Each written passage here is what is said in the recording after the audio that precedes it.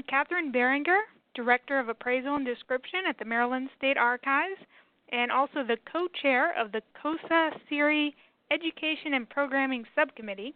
And I want to welcome you all to today's webinar, which focuses on how 2 states are addressing social media challenges. This webinar is part of the, part of the SERI's Fall 2019 webinar series. And listed here are the next 2 offerings. In November, we'll cover the basics of Python programming for digital preservation and metadata. And in December, we will look at the fundamentals of digital processing workflows. Stay tuned to COSA's website, listservs, and monthly news briefs for news on our upcoming Spring 2020 SERI webinars, which start in January. I also want to call your attention to some online educational resources that we've come up with for you. The first is called Managing Digital Content Over Time, and it's a series of videos that discuss the core activities associated with digital preservation. The second is a recording which asks and answers some of the most frequently asked questions about bit rot, which is the silent corruption of electronic records from the accumulation of non-fatal errors. We hope these recordings will be a useful resource, especially for those new to digital preservation. Today's webinar will also be linked from the COSA site for future reference.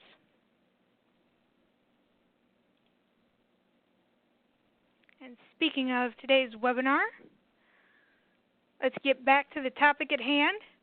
We are going to hold questions until the end of the webinar, but as we go along, don't hesitate to type your questions into the chat box at any time during the presentation. Our presenters today are Barbara Austen and Alan Ramsey of the Connecticut State Library, and Jamie Patrick Burns of the North Carolina State Archives. Barbara Austen earned her bachelor's degree in American History from the University of New Hampshire, her Master of Arts degree in American History with a certificate in Museum Studies from the College of William and Mary, and her Master of Science in Library and Information Sciences from Simmons College, now University. She has been a museum curator in New Hampshire and on Long Island, and has worked as a librarian or archivist throughout Connecticut. Most recently, she was selected as the first digital records archivist at the Connecticut State Library, processing and preserving born digital state records. She also served as a reference librarian in the History and Genealogy Unit of the State Library, and before that, she was the archivist at the Connecticut Historical Society for 14 years, where she dealt with analog manuscript collections and began uploading digitized collections to the Connecticut Digital Archive. Alan Ramsey joined the Connecticut State Library staff in 2010 as Government Records Archivist and became Assistant State Archivist in 2013. He has a Master of Arts in History from the University of Wisconsin-Eau Claire and a Master in Library and Information Sciences from the University of Wisconsin-Milwaukee. Jamie Patrick Burns is the Digital Archivist for the State Archives of North Carolina. She has a Master of Science in Library Sciences with a concentration in Archives and Records Management from University of North Carolina at Chapel Hill, and Master of Arts in Public History from North Carolina State University. So welcome to our speakers, and thank you for joining us today. And with that, I'm going to turn the floor over to Alan Ramsey. All right, thanks, Catherine. So Barbara and I are going to switch off today. So hello, everyone. We're going to talk about the Governor's Social Media Records, Connecticut State Archives, and sort of how this was sort of our first ever foray into this. The previous administration was really the first administration to really grasp social media. I'm just going to give you a little bit of background. The State Library began collecting government records from all 3 branches of the state government since 1855.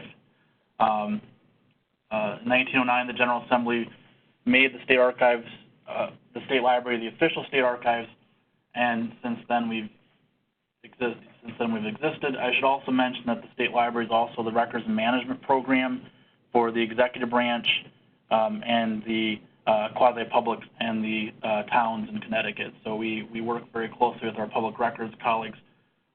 We currently have a little over 48,000 cubic feet of state and territory government records and personal manuscripts in the collection, and it's continuously growing as agencies consolidate and move their locations.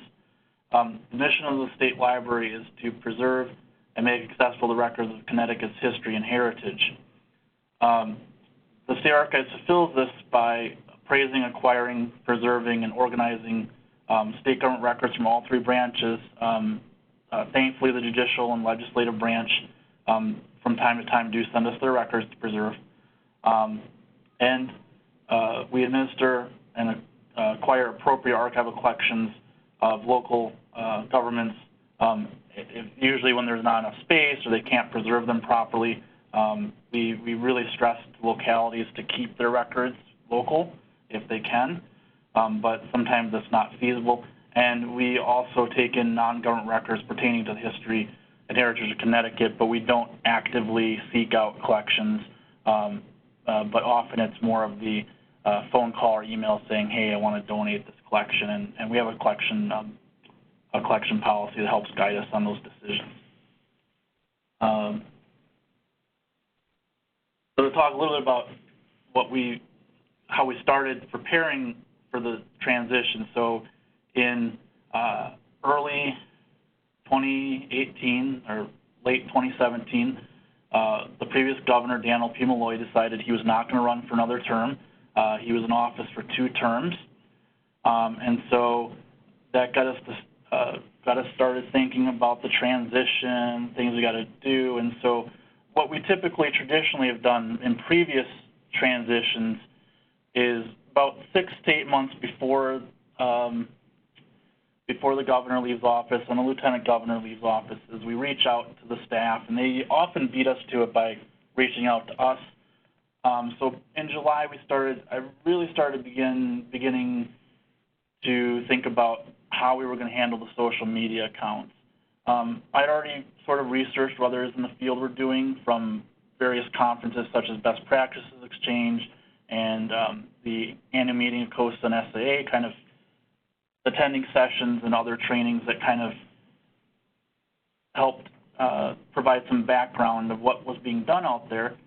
And then I also reached out through Meg Phillips at NARA to ask about, well, how did you handle this for the President Obama transition? So, and through the discussion with NARA, we sort of led us to our game plan on how we were sort of going to preserve the best we could at this point in time social media records of the governor and lieutenant governor. We collaborate, as I mentioned, we collaborate with their staffs, and so I started putting this idea out there in the fall of 2018 about, we really want to be capturing their social media presence. I like to just sort of take over the accounts, so the accounts that the social media platforms that the staff or the governor's office and the lieutenant governor's office were using was Facebook, FLICKR, and Twitter and YouTube. Although when you do it that close, one thing I will say, when you do it that close to transition, staff is leaving for other jobs because they know their job is coming to an end. And so one early challenge was lieutenant governor's office staff turned over rather quickly, and so we only received ownership over their Facebook page. And luckily, we were able to download their FLICKR photos from the public site. When we did take over the accounts, I changed all the passwords right away, so that way the staff no longer had access to them, and we changed the about statements in every single website to the statement as on the screen. Just to, so we as of January 9th, and that's when we took over the account. So the day of the inauguration of the new governor, we took over the previous governor's accounts, and you know, we put up the statement that's up on the screen, and that we weren't going to be monitoring those feeds. They're still live up there. All of them are still live online, but that we were not going to monitor them. No longer, you know, we weren't going to respond to questions like the governor's office would have responded to. And so that sort of began the process of then how do we take it from, okay, we've got the accounts, we've got a new governor, we've got the accounts of the previous governor. One other thing I would really mention too is that luckily, unlike the federal transition, ours was in some ways, in one respect, a little smoother because our elected officials use their names within the social media handles. So it's not just at Gov Connecticut, but it's at Gov Dan Malloy CT or whatever.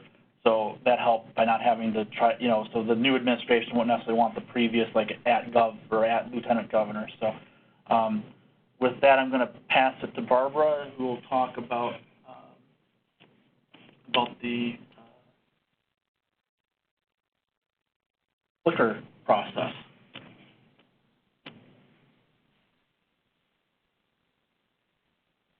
Alan said we got control of the account, but it was obvious it was just as easy to work from Governor Malloy's public account.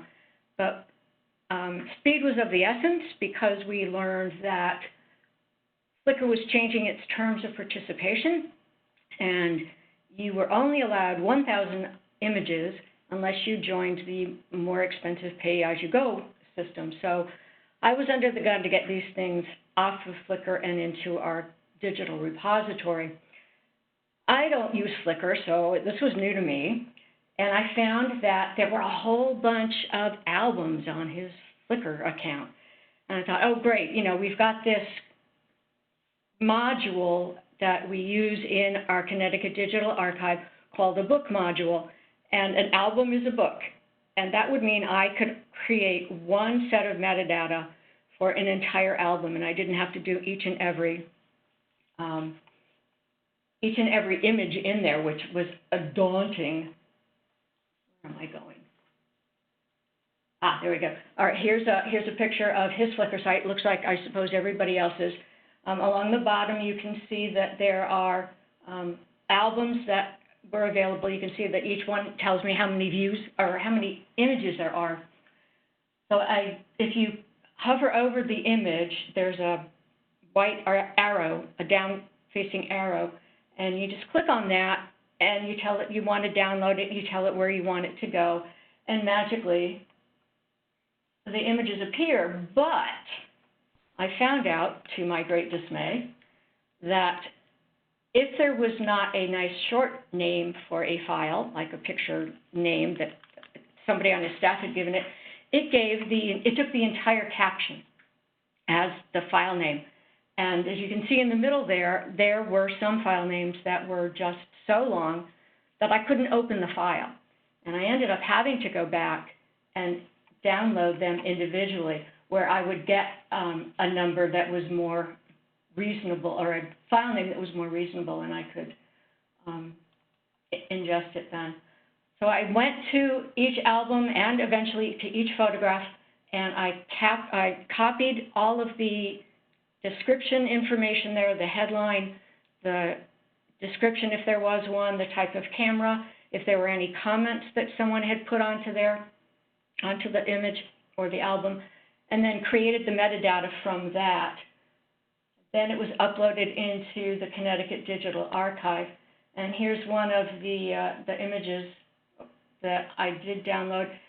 Down at the bottom, it took me forever to figure this out, but it says this photo is in one album, and I could have saved myself a little bit more angst than I needed to realize that there were actually albums and individual photographs. And it's back to Alan. All right, so I'm going to talk a little bit about process with Facebook. So for Facebook, as mentioned, we took over the accounts, we changed the passwords. The governor's communication staff, which was really great to work with, provided the Gmail account. So they at some point had set up a Gmail account, generic one. for social media sites, just like they did for FLICKR. They did a generic Yahoo because FLICKR and Yahoo were linked at one point in time. And so using the Gmail account login information, we were able to sign into their Facebook. They had created a page within Facebook. So there was the usual when you first log into Facebook, and you could start posting that way. But what they had done smartly to allow other people to post to their Facebook page, Facebook, I should say, they created a page for the Office of Governor Daniel P. Malloy, and Lieutenant Governor Office had done the similar thing. So we went to the page and downloaded, using the download tools within Facebook, downloaded both HTML at high quality and the JSON at high quality. They give you options to download it at medium and not so good, but we took the highest quality to make sure that things like photographs came through in high quality. Lieutenant Governor's staff person emailed me like near the last day and said, I'm the page administrator and I'll make you the administrator, but to do that I had to actually sign up with my @cet.gov account to accomplish that because I was not going to use my personal account.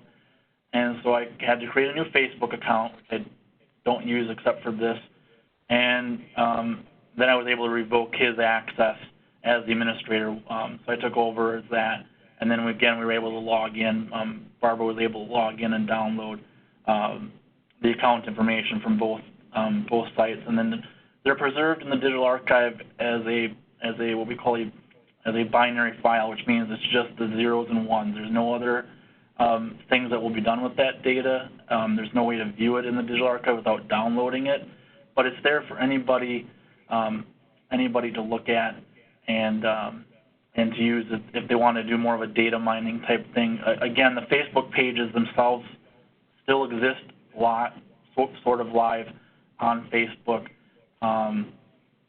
And one thing that we've learned since then, because we've talked to a few other vendors and others, is that we weren't aware of this until we started getting into this process, that not all activity will be captured on Facebook because they could have wrote in and said, I'm having this issue, could you help me with it? And then the staff could have wrote, sure, we'll look into it, and then once the problem was resolved, the original poster, the citizen could go back and delete it. So unless you're doing real-time capture, you could ultimately be losing comments and things of that nature. So it's just one thing to keep in mind. And so I'm going to pass it back to Barbara to talk about YouTube.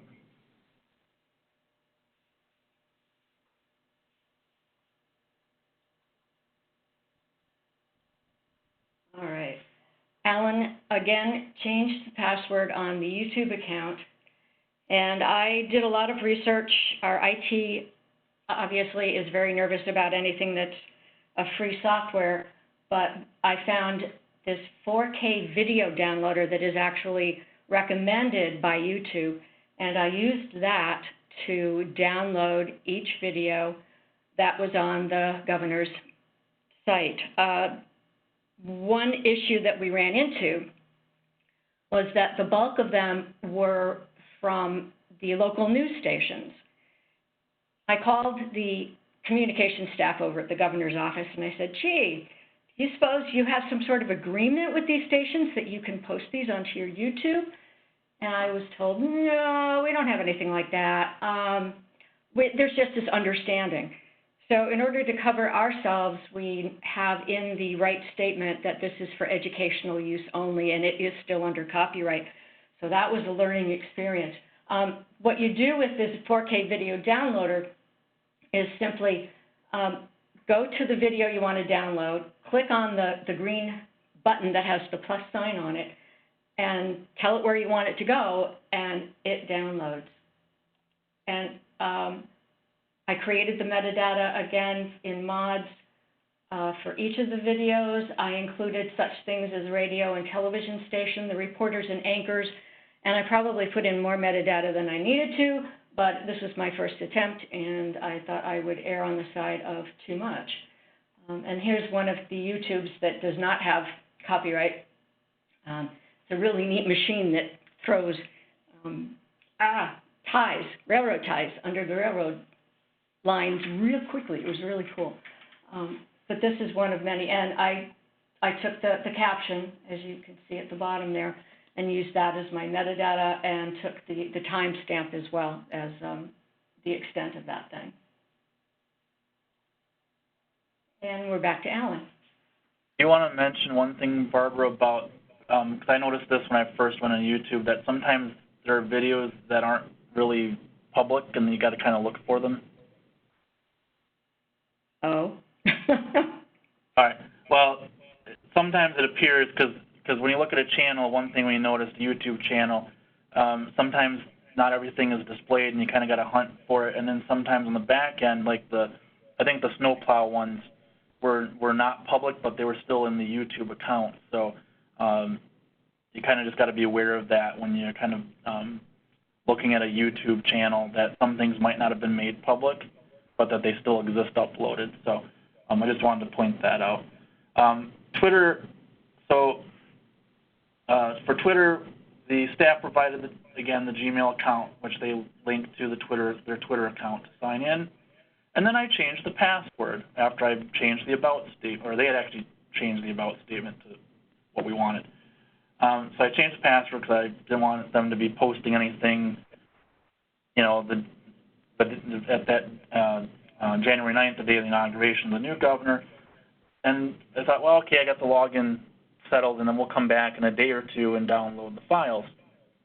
Well, a few days later, I went to go log back in, and I was not able to, and I tried everything I could think of to log in.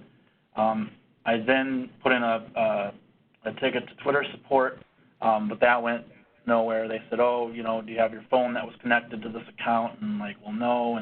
And I think at one point I did reach out to the governor's communication person. He's like, no, I unlinked to that phone a long time ago. So then I talked with our contact Mara, and they said, oh, well, for a government Twitter account, you know, try the gov@twitter.com email address. So we did that, and I got a response back saying that the outgoing administration had allegedly requested the account to be archived, and they must have written that in their request and to Twitter, and that therefore they could not reset the password. So at this point, we can't log in to download the files from Twitter, but you can still see it online. So there's not much more we can really do with Twitter at this point. And then some lessons learned. So get access to accounts as early as possible. With the governor, lieutenant governor, of course the staff is going to want to be able to, communication staff especially, is going to want to be able to keep tweeting and interacting and posting to the public. So that's why we didn't take over the accounts until the day of the transition. But if you can get access to accounts earlier, that will help the process. As we just talked about, don't ask Twitter to archive anything because that could lock you out of access. Downloading files, as Barbara mentioned, from FLICKR and album format results in very long file names, so beware of that. And don't always look for the easiest answer. Sometimes, for good reasons, these sites have different ways of users coming into them, and so you got to kind of think about all those different ways. Like I just mentioned with YouTube and FLICKR, there's a couple different ways you can come into these things, and so you got to kind of think of where is everything, because it might not be very clear, you know, especially to get individual images or albums. So that's sort of some of our lessons learned so far, and now I'm going to pass it over to Jamie.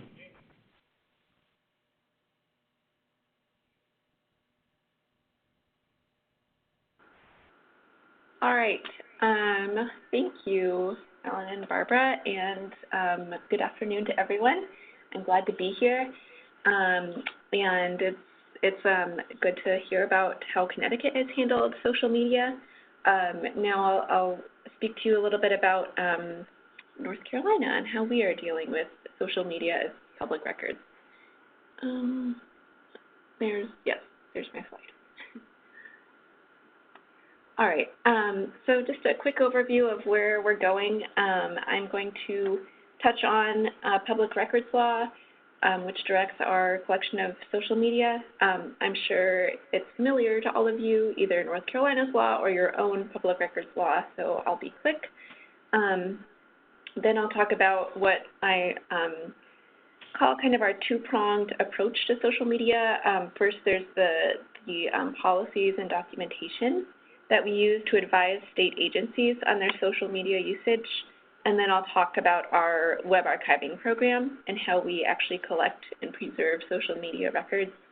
And then I'll talk about some of the challenges that we face, a lot of which are similar to what we've already heard about.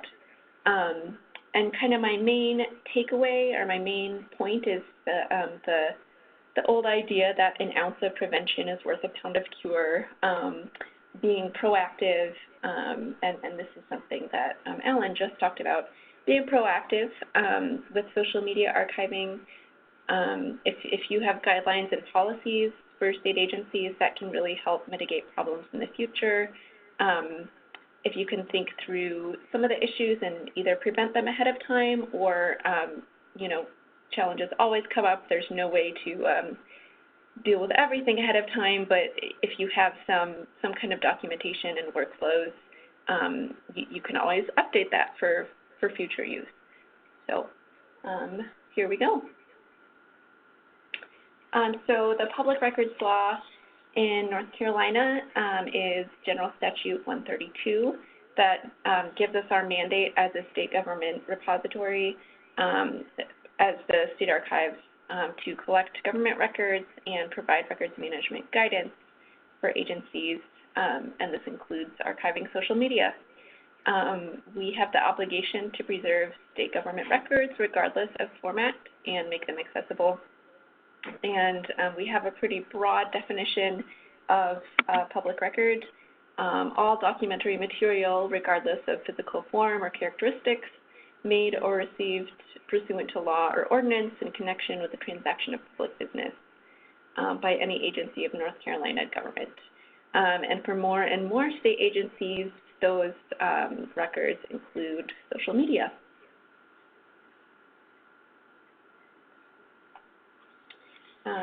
So moving on to policies and documentation, we have a best practices document that's available on our website that we give to state agencies on how to use social media and create records in a way that's responsible and that we are able to archive. I'll talk through the best practices documentation and then go over the state archive's own social media policy briefly, which is based on the best practices document, and also go over a couple of our workflows for social media creation. And those are just examples of how the best practices that we recommend to everyone can actually be implemented in our particular agency. So we have two different best practices documents, one for state agencies and one for local governments and their agencies. Today I'm going to focus on the state agency document, but they're fairly similar. They have the same core content about records management for social media. And I've got the link there in the slide if you would like to look at it later in more detail. As a bit of background, the document Best Practices for State Agency Social Media Usage in North Carolina was written as a collaboration with the Governor's Office, the Department of Information Technology, and the Council of Chief Information Officers, as well as the State Archives. So when we wrote it, we, being the State Archives in general, it was actually before my time, we had input from the key stakeholders in social media, and so we got buy-in from these different agencies and from the highest levels. And I think that's important for when we talk about it with agencies, we can back up what we're saying and say, you know, the Governor's Office, DIT, these people have endorsed it. So it was first issued in 2009, revised in 2012, and it's currently undergoing another revision. and the local government document was issued in 2010. So here's a quick walkthrough of the best practices document. We start out with a kind of high-level overview of social media and its uses, the business case for it, and it takes an overarching view on the issues and topics rather than focusing on specific platforms, which I think is important since, you know, as we all know, they can change pretty frequently. So it's kind of best to take a step back and look at the big picture. And it frames social media usage by state government as a way to facilitate interactive information sharing, interoperability, collaboration. It's a hallmark of vibrant and transparent communications. It improves interactivity and reaches populations that you might not normally reach. So that's kind of the case for social media, and acknowledging what social media usage by state government can be at its best. And then we get into some more details about best practices as far as program implementation, urging agencies to think about their overall communication strategy and where social media fits in, who their intended audience is. We encourage them to think about who's responsible for maintaining the account over time, who's authorized to access it, and where the records fall on the retention and disposition schedule and how that will be managed. We touch on acceptable use, including work appropriateness, professionalism, considering the platform in question, knowing their terms of service and what that means for you, and account security. And some of this may seem like a given, but it is important to have it down in writing in order to encourage sustainable, well-planned, thoughtful, professional social media presence, so that, you know, there's not a scandal or some kind of unauthorized activity further down the road.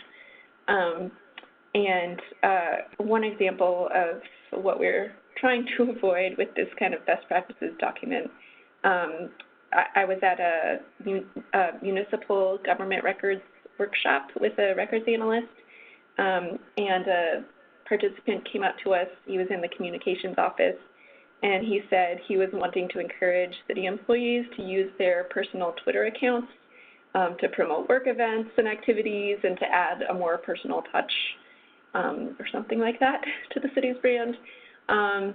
And we quickly said, please don't do that unless you want your colleagues' personal Twitter accounts to be public records. So we were able to point him to this document and say, that's probably not a good idea. So moving on to the Division of Archives and Records, or the State Archives policy, which is crafted around the best practices that we just talked about. It was issued in 2013 and revised in 2016. So this provides our guidelines and expectations for social media usage in our division. For us, social media accounts have to be proposed and sanctioned at the department level. So if somebody wants to start a new account in our agency, there's a form to fill out, and it goes up to the department level and must be approved by the public information officer. So it goes through multiple levels of vetting. We talk about having multiple people cover an account or have access to it to improve coverage, and also in case somebody's out sick or they up and leave and take another position, that somebody can still have access to that account. We talk about comments, that comments on our accounts are public records, which people might not realize. I was in a different consultation with a records analyst and a state agency, kind of off topic or offhandedly mentioned that they had deleted an offensive comment off of a family-friendly page of theirs, and they hadn't thought about it being a public record. It had been captured in our web archive, but we advised them next time to think about hiding rather than deleting that comment, or turning off comments completely, or whatever they do, being explicit to their staff and to the public that comments are public records.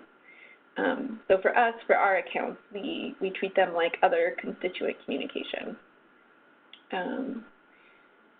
And then we talk about preferred tools and platforms. Again, here's a chance to think about records management. And in our policy, it says tools for which there is no means to provide access to content in the case of public records requests will not be considered. So no Snapchat, no platforms that we aren't able to archive. And that's really what we try and advise state agencies as well. And then our policy talks about professional conduct and copyright and citation. We just heard about some copyright issues. For us, that's important to have good citation information for things that come from our digital collection, which is available on our website. And then just a couple of workflows that we have that stem from the State Archives social media policy. We have a guidelines document for blog posts. There's a blog calendar that we have to space out posts, and so we can kind of get a sense overall of what is going on blogs and when. We have a couple of different blogs, and so we talk about what's appropriate for which blog, things like that. And then there's a blog submission form so that the social media committee can, approve or disapprove of blog topics and make sure that the blogs that are going up, the blog posts that are going up, have the appropriate tone and are considering accessibility and alternate text and that are standardized and professional. I mentioned before about new social media accounts being approved. This is the form that people have to fill out so that it's approved and that new accounts are contributing to our department's goals and objectives. And then here's an example of our social media proposal form, which is recently put out by our social media outreach committee, and that's for other non-blog forms of outreach. Again, it's asking the content creators to think about audience and scheduling and things like that. So it helps coordinate all of our social media presence. So these are examples of how we ourselves at the archive practice what we preach as far as good social media management and what we advise state agencies to do so that they can manage their social media records, and then when it comes to us to archive them, we have an easier time of it as well.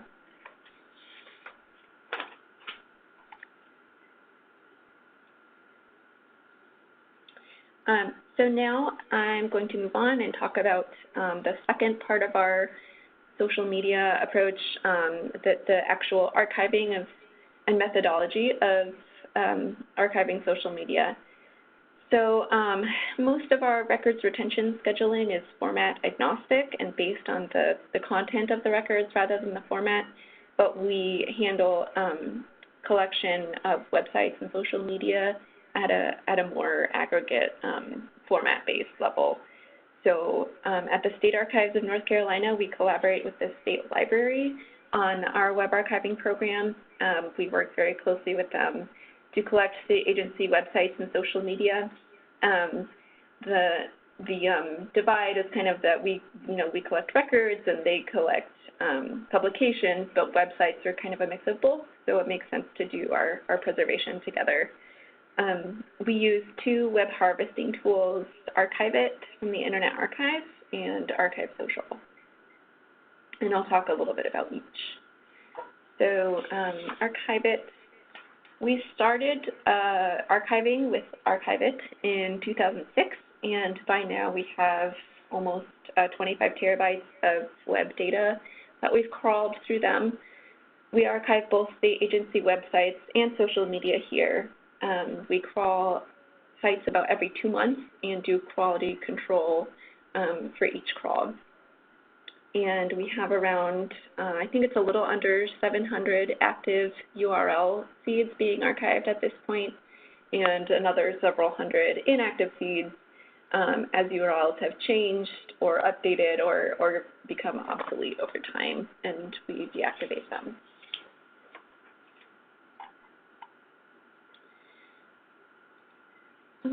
There we go. And then we complement our web archiving with Archive Social, which is more exclusively for social media.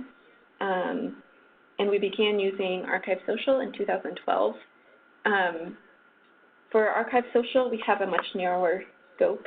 Our subscription has 125 accounts available to us, so we can be archiving 125 accounts at a time. That's definitely not going to cover all of state government. So we determine on a case-by-case basis what to take to Archive Social. We look at the number of accounts we're already archiving for a particular agency. We think about any other priorities. For example, the governor's accounts would take higher priority. And then we think about whether the account is receiving any direct messages. Archivist cannot collect direct messages, so if an agency regularly communicates with private messages, first we advise them not to do that because it's not best practice, and it's better to communicate through more official channels like email or phone.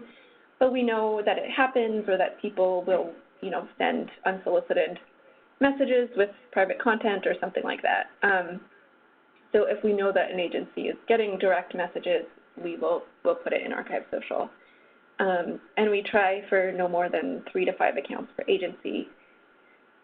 With this tool, the account administrators who work at the different agencies will enter their credentials at a private link generated by Archive Social, and the tool begins collecting in real time. So there isn't as much maintenance for us as far as quality control goes. It just, the person logs in and it begins collecting. But there is the work of, reminding people to log back in if they have changed their login, or a different social media manager has come in or something like that.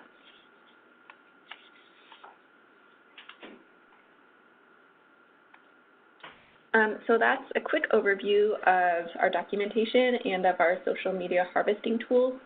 And now what you've all been waiting for, I'm talking about some of the challenges that we face when managing social media archiving. So I've divided up our challenges into 4 different categories. First, participation. As I'm sure you've experienced, sometimes getting people on board with any kind of records management program is a challenge. Generally, making people aware of our documentation and encouraging them to even think of social media as a public record is kind of an ongoing task and ongoing education. And in general, or in addition to more general participation in records management, as I mentioned, with Archive Social, it can be a challenge to get people to connect their login information and keep their accounts actively archiving. And I think, as Alan mentioned, with sometimes people will have their personal page as the administrator for an agency page, and people are reticent to put in their personal login information.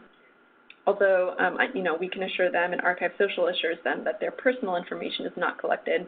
But, sometimes just people have hesitations about logging in.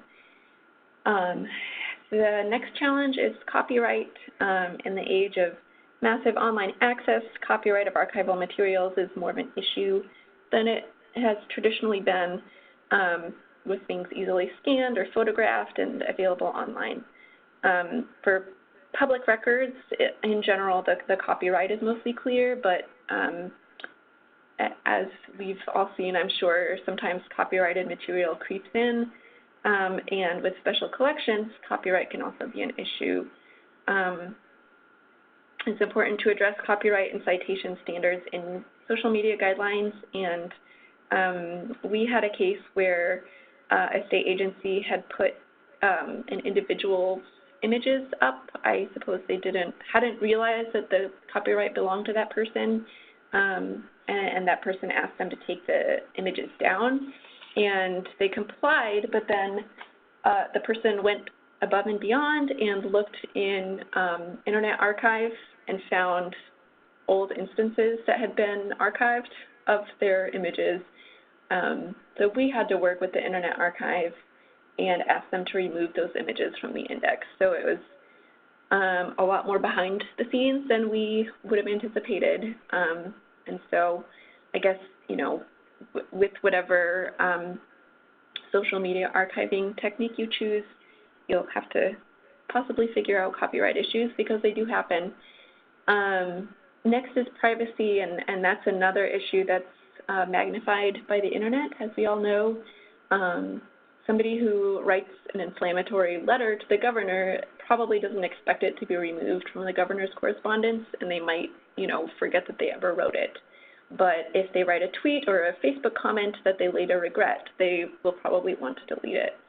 So the first line of defense, what we encourage agencies to do is to have a clear statement on their sites that all communication is a public record.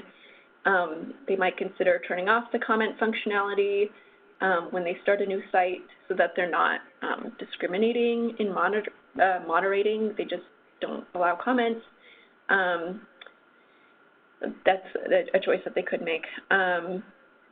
And another aspect of privacy that has caused a challenge for us in particular is a change in Archive Social's handling of data that has been hidden or deleted on Twitter. Twitter had updated their user policy about a year ago, and in order to comply, Archive Social now removes third-party content that has been deleted or made private. So, for example, the state agency Twitter account that we're collecting will not be deleted, but if they retweeted a third-party tweet or were mentioned by a third party and then that third party deleted it, then that content will be removed. So, you know, on the one hand, I think the platform is not, they're thinking about the right to be forgotten and all these other kind of privacy issues, but that can be a problem when you're dealing with public records. And then another privacy issue we've worked through is dealing with those direct messages that we archive. And those, we are archiving them, but they are not available for public search. Somebody would have to request them directly. And then finally, technical challenges. You know, Barbara and Alan talked about some of the difficulties of archiving the governor's websites and our social media sites, and there's always technical issues.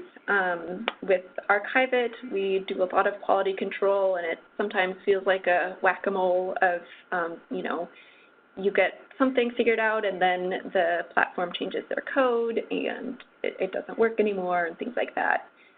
There's always dynamic content and social media scrolling and many constant changes on the back end that is hard for the scraping technology to keep up. And I don't have a nice, easy answer for that other than just constant troubleshooting and figuring out your workarounds or your ways of dealing with it and making the agencies aware of your limitations. So in conclusion, that's our approach to social media, our documentation, and our archiving program, and our challenges. As I mentioned at the beginning, prevention is the best approach, I think, being proactive as much as you can, and letting agencies know what best practice is, and then that way social media is less of a headache or a challenge to everyone involved, and it really can be social media at its best as a vehicle for citizen engagement and government transparency and communication. So thank you. I guess I will hand it back to Catherine. Thank you. Thank you to all our speakers. Excellent information. Anyone with questions should type them into the chat box at the right hand of the screen. And while we're waiting for people to type in their questions, I have a question. Have you guys gotten a lot of requests to access these records? And what kind of form do those requests take? Are they very specific, or does it involve having to browse through a lot of records?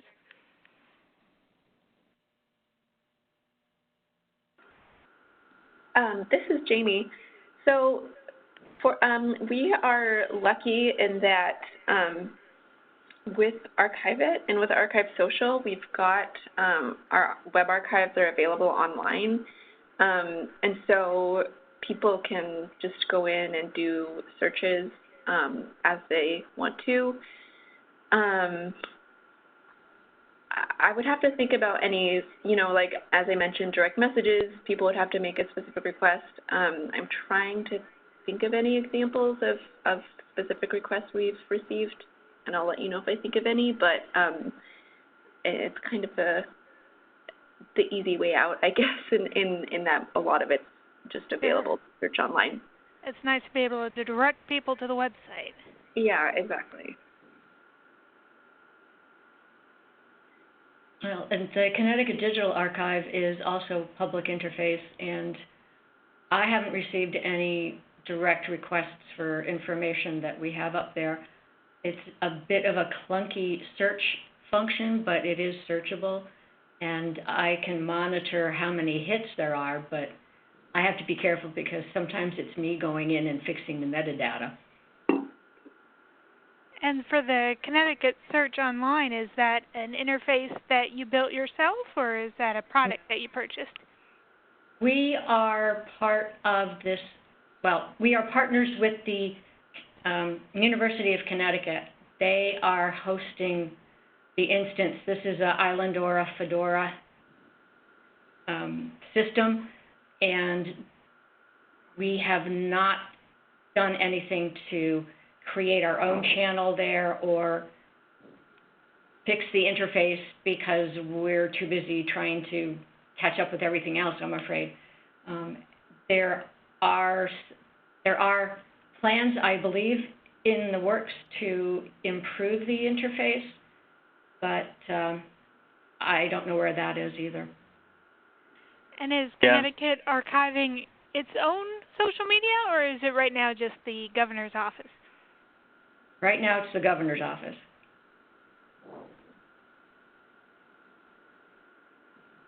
Yeah, and some of the stuff in the digital archive is mentioned is just the zip file of the data from the platform. So it's not as if you can go there and see how Facebook looked.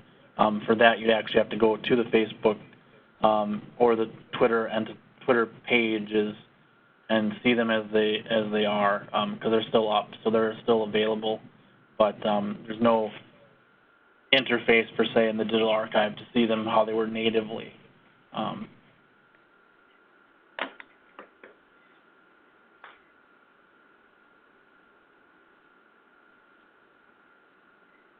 Another question I had, Jamie, you mentioned the selection process for putting feeds on Archive Social. Is there also a selection process for putting things in Archivist, or is that more of a everybody goes on Archivist?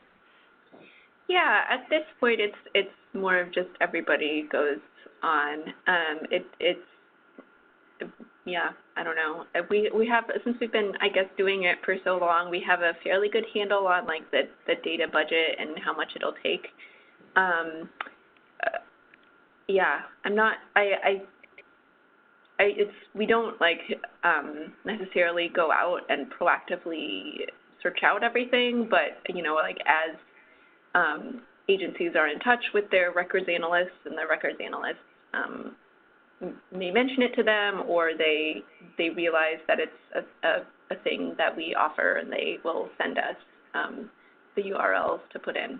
So yeah, at this point, it's kind of just Excellent. you're a state government agency, here it goes. Excellent. Any questions from our participants? Don't hesitate to use the chat box. Oh, I will say we have our web archiving documentation as well that has the kind of like appraisal criteria. It's pretty straightforward as state government agencies, but that is documented as well. Oh, interesting.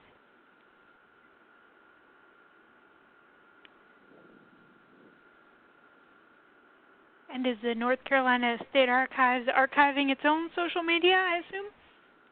We are, yes. I think it's a little bit heavier.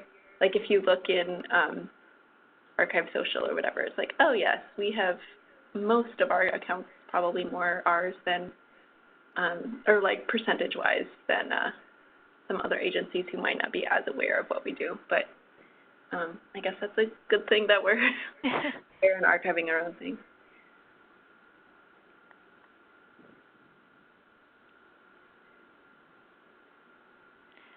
Barbara, I noticed when you were showing us the YouTube videos that you downloaded, for the one you showed anyway, the comments were disabled.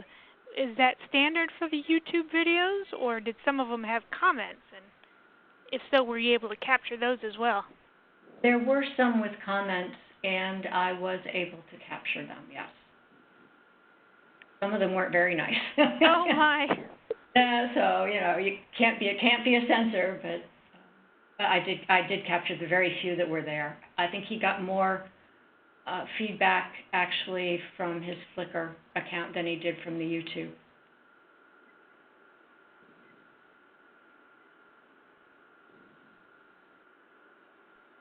Well, sometimes the comments tell their own story. All right. Well, we will wrap this up then. Thank you, Barbara, Alan, and Jamie, for your wonderful presentations. And thank you all for attending. Please complete a brief survey that appears when you close the webinar. And watch out for future COSA webinars and join us again.